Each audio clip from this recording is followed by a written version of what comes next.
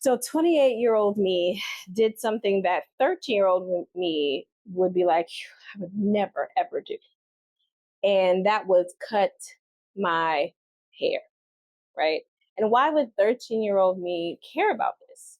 Well, because 13-year-old me was watching an episode of The Cosby Show, and I saw Rudy Huxtable, and I saw her hair, and it was like, y'all remember, it would be out, sometimes it would be back in that ponytail, a lot of times it was back in that ponytail. And it would be just long and kind of sparkly, like it was moisturized, it was thick, and it was long. It was like her hair looked like mine, but it was so long. And I was like, how did she do that? And my hair was like here, a little below shoulder length at the time. And I'm like, I've been growing this for, 13 years. Am I ever gonna, get Rudy Huxtable? And so 13-year-old me then went to my mom and decided that the way that I was going to get long hair, right? I don't know where I had heard this from, was locks. So I was like, okay, I'm gonna ask my mom if I could get locks. So I went to her, I said, Ma, I really want locks. And you know what she said? She said, no. Um, and to this, I don't remember why she said no. I feel like it has something to do with me being young or her feeling like I wasn't going to take care of it, but she said no. She did. She said no.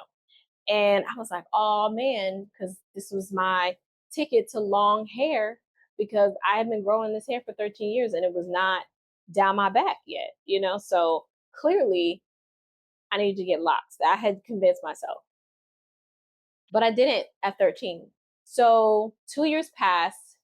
It's my birthday's coming up. I'm about to be 15, about to go into high school, and my mom says I can get locks. And I am still super excited. I held fast, okay? I held fast to what I wanted from 13 for those years. And as a teenager, it can be hard to hold fast to something. You're excited, you're passionate, and you let it go. But I was like, I'm getting locks. And she was like, you can get locks. And so I was like, this is my moment. I'm gonna get Rudy Huxtable by getting Denise Huxtable, because when Denise came back, she got married to Martin and all that, and she had the locks. And I was like, okay, bet. So I went and I got my locks. And I didn't cut my hair to get the locks, so they were about still shoulder length locks, but I was just really excited that I got them. And I just knew that they were just going to grow and grow, and I was going to have long hair down my back because messaging, and then having long hair was the messaging for beautiful hair or looking beautiful, and I had bought into that messaging. Interestingly enough, I bought into it in a very with locks. I was not someone who was kind of asked my mom a lot of times to straighten my hair. And I think Rudy didn't. Her hair wasn't like straightened, right? It was just kind of like this puffy, thick. It was very relatable. And so I'm like, I got my locks, and I was like, it's about to be down my back, and it was. It grew down my back, super long locks, down to my waist. And then I am 28, and I decide. No, this is probably before 28. So it's a little before 28. Let me back up a little bit. So maybe a couple of years, maybe a year or two before 28, that I decided I was going to cut my locks. But I couldn't just cut them off. I did not have a big chop moment. I had like incremental chops. I went to my loctician in New York, and my hair was down to my waist, thick locks down to my waist. And I said, okay, cut it like mid back. Because the truth was, my locks were actually really, really heavy. They were heavy. So I was like, cut it mid back. So I went from locks at my waist to now mid back locks. Cool. So I rocked that for a while. I just had locks mid back. And then I was like, okay, let me cut it again. And then I cut it into a bob. I had like a little lock bob for a bit. And I was like, cool. And you might be thinking, okay, girl, eventually, this is you did the bob and then you did the big chop.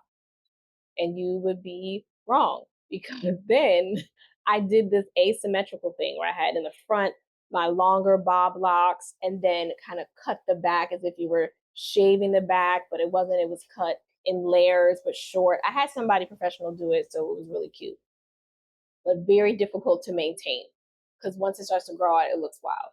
And so at that point, trying to maintain this asymmetrical lock look, man, I wish I had taken a picture. I don't even think I have a picture of that face. Um, but I was like, okay, it's time. It's time to cut it for real, cut it. And I did. I cut it off. I let it kind of grow out a little first. I let it grow out a little bit first, and then I cut it. And so I had maybe a few inches of hair. And then I was like, let me try a new natural thing for a while. My husband had met me with locks, when he was still the guy I was talking to, the guy I was dating, the guy that was my boyfriend and fiance. Like he always has known me with locks. And now I have this loose natural, so he's excited. And I'm kind of excited too. It had been years, like a lot of years. Okay. So what, 13, 14 years since I'd run a comb through my hair or, just certain sensations that I hadn't had in my head and in my scalp for so, so long. And so I was gonna try. I knew what it took to take care of my hair, but here's the interesting reality. I didn't care for my hair. I didn't really had to care for myself hair myself. My mom did my hair. I had the Afro puffs, the two Afro puffs. Like, I had the one pony side pony with like the swoop. And the biggest way that I rocked my hair was box braids and beads. Okay, my mom did it. Then I got locks, and my loctician did it. Now I've got this loose natural, and I was like, oh, I don't have the energy to take care of this loose hair. And at that point, we're in our early 20s. I'm like, I'm not about to like try to pay someone to kind of handle this over and over again. And interestingly enough, I didn't even get braids. I just like, no, I just chopped it off. Here, all this time, I finally get to the big chop. I cut it off. If you look at YouTube videos here on my feed, you go to videos and you look down, you'll see just in the thumbnail themselves, you'll see how short my hair was. Because I'm not talking about like, oh, a cute little twirl, like a teeny weeny afro. No, I cut my hair a few millimeters from bald and cut it off. I didn't know the shape of my head. I didn't know how that was gonna like look. Woo! And I just did it. I just was like cut it, and then I had somebody shave it off, and not skin, but just what I would call like a light not seizure, Caesar, right? Not a dark Caesar. It was really, really short, and it took me a while to get to that space. But when I tell you how amazing I felt when I looked into the mirror and I saw my face. I saw my face. Now you might be like, girl, you always see your face, but this felt really, really different. I I saw my face it felt like for the first time. Really looked at my face. There was always some kind of, distraction. There was no hair. The hair, on my locks, I would do things, swoop, even though I would head wrap, and that was the thing that made me kind of look good. But now I'm just looking at my face. And when I tell you with no hair, I had never felt so fierce and beautiful, sexy. Like I felt amazing. And I know this kind of sounds like the narration of maybe like a Tyler Perry movie, so when somebody chops their hair off. But I mean it. I genuinely felt beautiful. And I genuinely believe it was because when I looked at myself, I was really seeing my face, no distractions. And I loved what I was looking at. And this is coming from a girl when my mom was taking me to school. We're rushing high school late. I forgot to put my earrings on. And I was like, oh, we gotta go back for my earrings. Mom's like, you're not going back for your earrings. We're gonna be late. I'm trying to get there. We're not going back for earrings. And I bust into tears because I didn't think that I was cute or pretty without earrings on. like without my earrings and just like bare ears. I was like, oh no, now I turned into like Quasimodo or something, like in my head. So that's this girl looking in the mirror, no jewelry, no makeup, no hair, and just looking at my face and thinking it was beautiful. And that was such a shift for me because if you remember, 13-year-old me was trying to have long hair. That was, I learned to love my locks for very different reasons in my journey. But teenage me was very much into the length because of the messaging that was out there around hair and beautiful hair and beauty. So to go from long hair is the way, is the standard, is what I was chasing, to chopping all the hair off and feeling the most beautiful and the most fierce and the most sexy in that moment, I was like, wow. It was a turning point and an awakening for me in what it revealed to me. And I always wrapped my hair, even when I had locks. And there was a point in mid 2020 when I stopped, you know, I stopped wrapping my hair.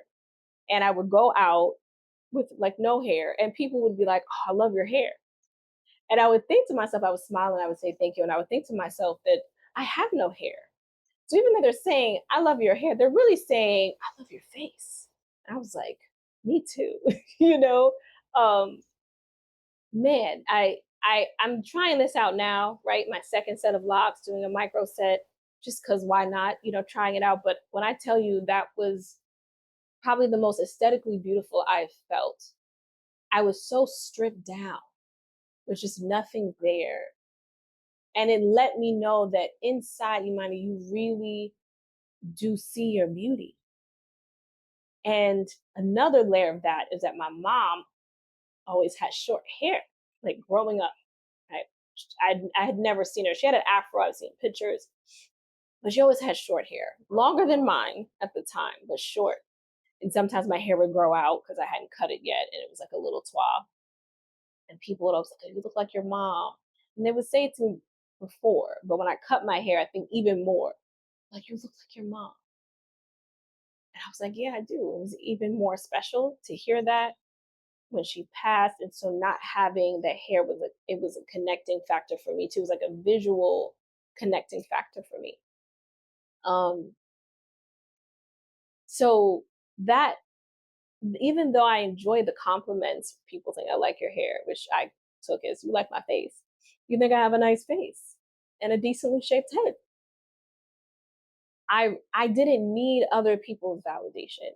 I was coming into a space of accepting and loving myself stripped down. Now I'm like, I'm not anti anything when it comes to women, and we want to play and we want to do things whatever makes us feel good and comfortable and confident. I'm just saying, for me in that moment, I realized something and I recognized something about myself.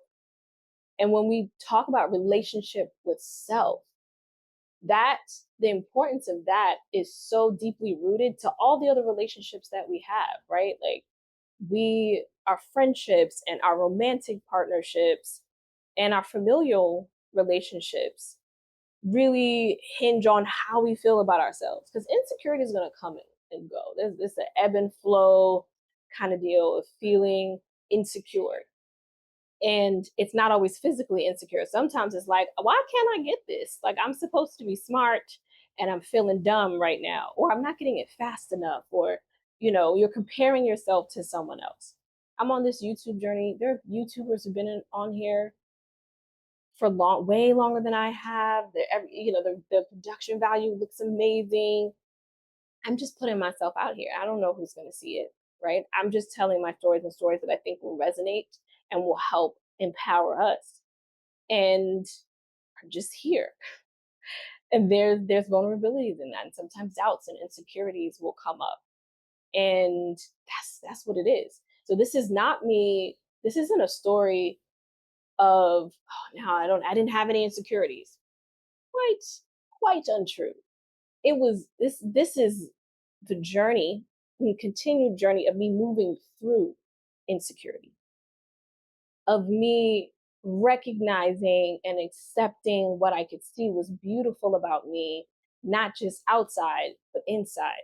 Me recognizing that there was something that was pulling focus. My hair pulled focus, not for other people, but for me, it pulled focus. That little girl crying about her earrings, earrings pulled focus. It was an adornment that pulled focus. And when I just didn't see any of that in the mirror, I can still see, right? I still rock, earrings now, but I could still see the beauty. That was a turning point. And when we are on our journey of accepting and loving ourselves, because it is a journey, it's a continuous one, we don't feel the need to grab validation from our partners either. It's a bonus. If they're like, oh, you look cute, you look beautiful, is yeah, it's a bonus thing. And that allows us to have stronger partnerships because we are first looking at ourselves in the mirror, literally and figuratively, um, like I did. So, yeah, I think that journey, that was one of, I have so many stories like this, of these pivotal moments for myself in recognizing myself, in seeing myself, in accepting where I am, in learning to love through doubt and insecurity and comparison and imposter syndrome. I'm inspired at the moment to make it into a series, so you may hear more of these, because I know and truly believe that when we work on self first, like when I work with couples, we're working on the individuals in addition to the couple because they're not mutually exclusive. We can't work on the couple without really seeing what's going on with each individual. And so in my own life, my real life, I'm doing the same thing. Still on the journey. I'm sure you can be seeing taking the journey with me. But that pivotal moment with just like hair and then lack thereof was really profound for me. And I haven't gone back. I still feel like I can rock no hair. Okay. This face can rock it. And I didn't always feel like that. I definitely had my kind of ugly duckling phases. But this was different. And that shift has stayed with me to this day. And that was several, many, many, many years ago when I first cut my hair. A couple of years before I had my daughter, who's now 10. So over a decade ago. And so, yeah, what resonated with you about this video? I mean, and it could be anything from Cosby Show references to just how you feel about your own hair and different things in different ways that you've played around with with how you look and how that affected how you felt, right? Not just momentarily, but how you felt about yourself. That moment shifted how I looked at myself, period. Especially how I looked at myself in the mirror, period. And so, yeah, I wanted to share that. So yeah, let me know your thoughts in the comments, your hair stories, your stories of insecurities, um, anything that you'd like to share, and we can keep the conversation going in the comments. If you like this video, give it a thumbs up. If you'd like me to do a series about this, right, you can let me know. I might still probably still do it if I feel inclined or inspired. But it's nice to know that somebody's like, yeah, I kind of want more like that. And how, and talking about how it informs our other relationships as well, because of what it does to us and how we're able to navigate that. And on the channel, hey, I'm Imani Aisha. I'm here to inspire, motivate, and empower us to have stronger relationships with self by sharing my journey, by sharing my insights, my lessons, my stories, and thus having stronger relationships with our partners and seeing how those two kind of come together. So if that's your vibe, please subscribe. If connection with your partner and better communication with your partner is something that you really want to intentionally improve upon, then you can meet me down in the description. And yeah, I'm going to see you on the flip side, aka tomorrow. Thank you for watching. Thank you for coming back and watching if you have watched before.